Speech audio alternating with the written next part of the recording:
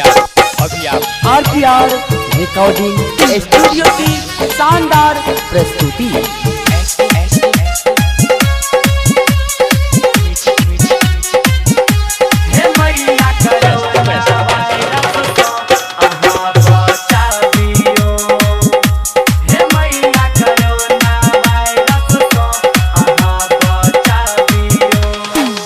मचल हाहाकार सौंसे जल्दी सबियो, मचल हाहाकार सौंसे धरती पबियो। हे मैया कोरोना वायरस सो अहाँ बचाबियो।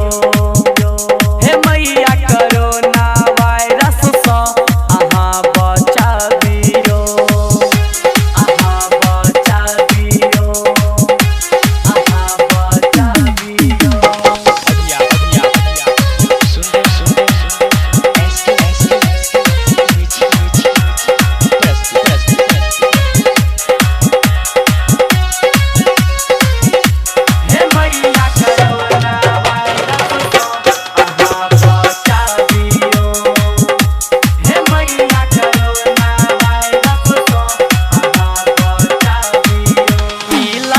बीमारी जे छै बड़ा भारी लेने जाय छै माँ सब हक पारा नहे पारा नहे।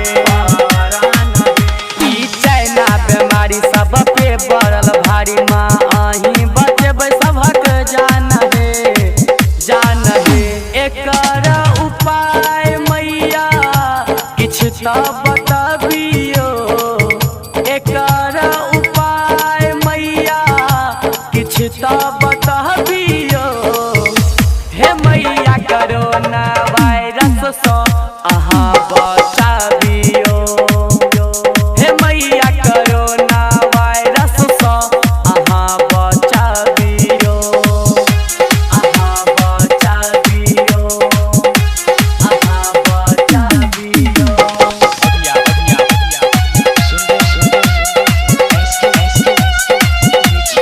आरपीआर रिकॉर्डिंग स्टूडियो की शानदार प्रस्तुति।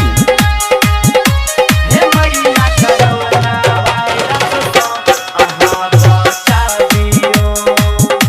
हे मैया कोरोना वायरस सो अहाँ बचाबियो। होइ छै संसार नष्ट कोना सही ई कष्ट माँ रहि रहि के कोढ़ा फाटैया फाटैया। अजित करो गुहार महा सुने पुकार कोरोना नाम सुनी दे कापैया कापैया। दया के दृश्य मैया जल्दी देखा दियो। दया के दृश्य मैया अहाँ देखा दियो। हे मैया कोरोना वायरस सो अहाँ बचाबियो। हे मैया कोरोना वायरस सो अहाँ बचाबियो। मचल हाहाकार सौंसे जल्दी सबियो। मचल हाहाकार सौंसे धरती पबियो।